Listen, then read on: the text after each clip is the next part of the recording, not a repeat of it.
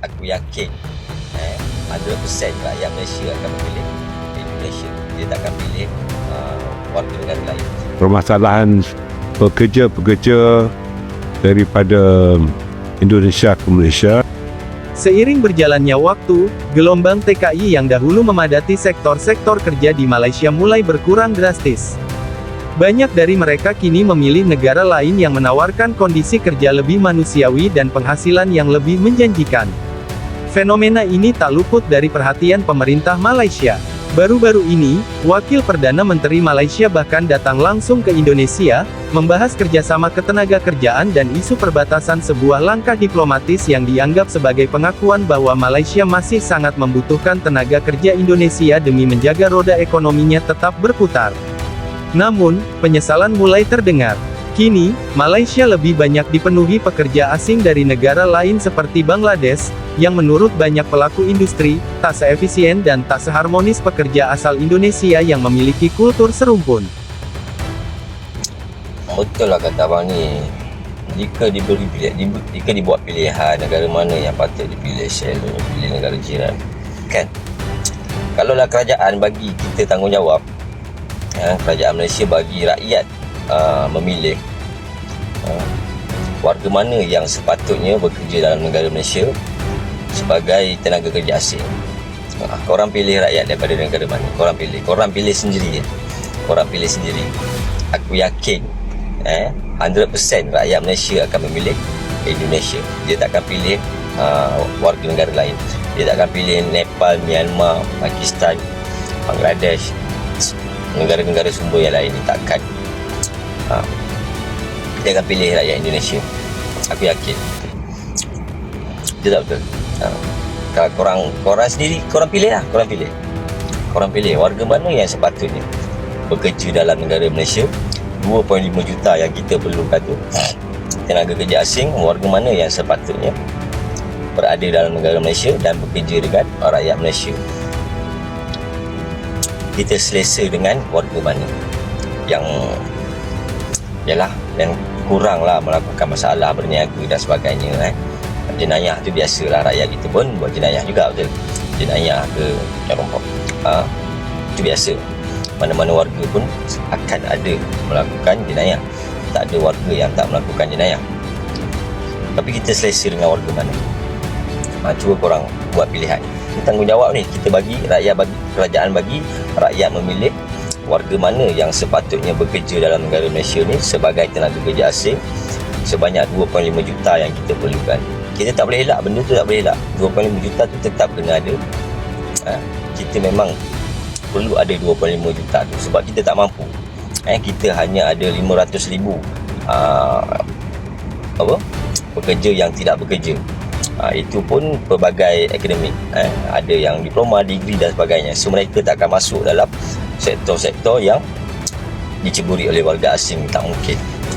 Tak mungkin. Jadi jelas kat situ memang kita kekurangan tenaga kerja asing. Memang jelas kat situ. So korang pilih warga mana? Saya kira sekarang pun sudah jauh berkurang.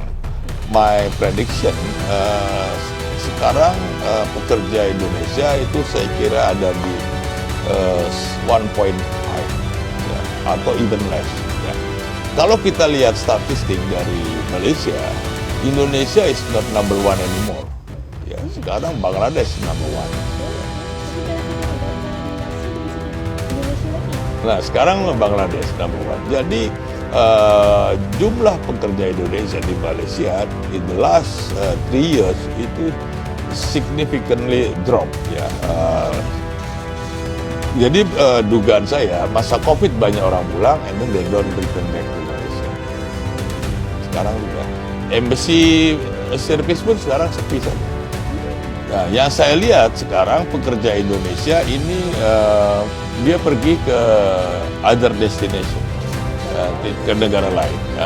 Misalkan banyak ke Jepang, ke Europe, ke Taiwan, dan juga Hong Kong itu dalam waktu dekat saya kira akan membuka untuk yang sektor formal. Sekarang ini Hong Kong hanya untuk domestic workers saja, tapi soon dia juga akan buka yang formal. Dan saya kira Singapura pun akan ada membuka yang sektor formal karena di banyak negara ada shortage ya pekerja di sektor-sektor yang kita sebut sebagai blue collar workers ya, yang not high skill lah ya.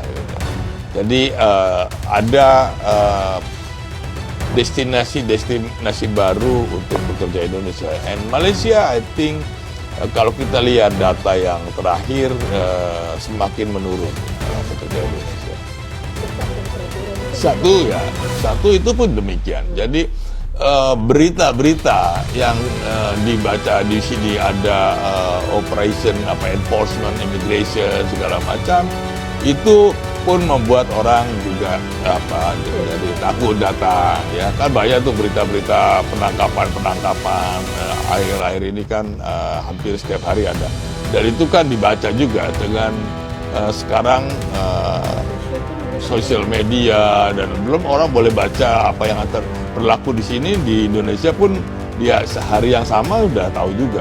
Jadi banyak penangkapan ya, case-case itu pun membuat orang menjadi mungkin tidak tertarik, mungkin takut, better daripada macam-macam. Orang kan tahu itu ada penangkap, ada ditangkap, orang takut juga itu.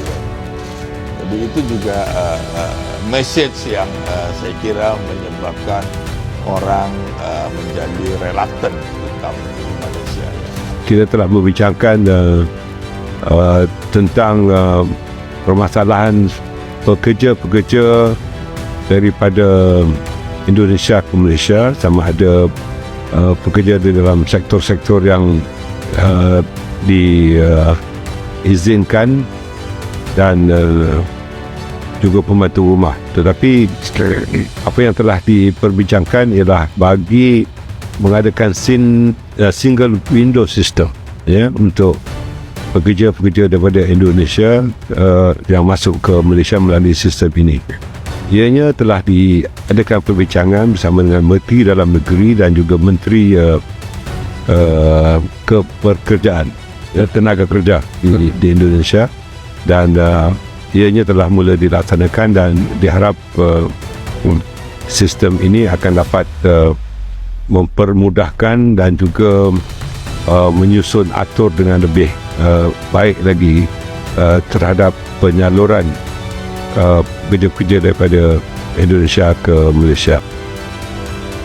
Okey, Malaysia bukan lagi pilihan pekerja Indonesia. Inilah yang berlaku sekarang. 3 tahun kebelakangan ni pun kita dah nampak sebenarnya yang negara kita ini hanya menerima pekerja daripada Bangladesh, Pakistan. Kan? Indonesia jarang lah. Kan? Sebenarnya sebelum COVID itu kita ada 1.1 juta tenaga kerja Indonesia yang dianggarkan parti pula, maksudnya tanpa izin daripada Indonesia lebih kurang 1.5 juta sebelum COVID. Selepas COVID kita kehilangan separuh, kedua-dua tu. Yang izin pun kita kehilangan separuh, 500 ribu lebih. Yang tanpa izin pun kita hilang separuh. Memang kita nampak benda tu, baguslah kan, kurang tenaga kerja asing.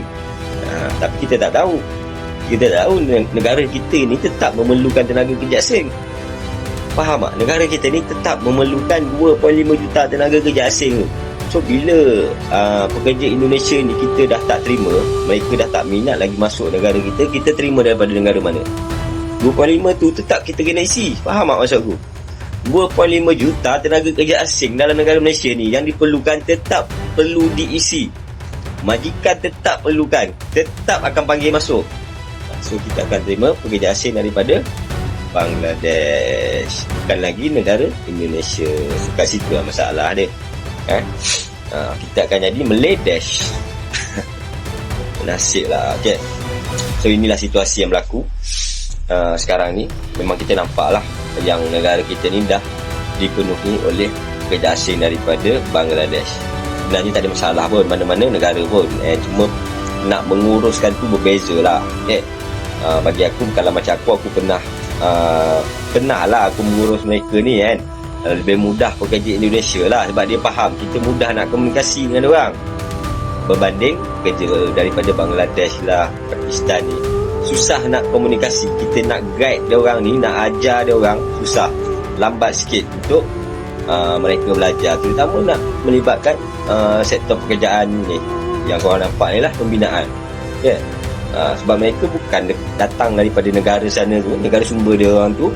Ada yang tak pernah bekerja pun, tak pernah bekerja pun dalam sektor tu, tiba-tiba datang sini pegang benda-benda macam tu. So kita nak kena ajar dia. Bila tak faham cakap Melayu, cakap Malaysia, susah lah kita nak ajar. So dia akan timbul benda-benda macam tu lah. Kesukaran untuk kita berkomunikasi, nak menguruskan mereka jadi pekerja, susah.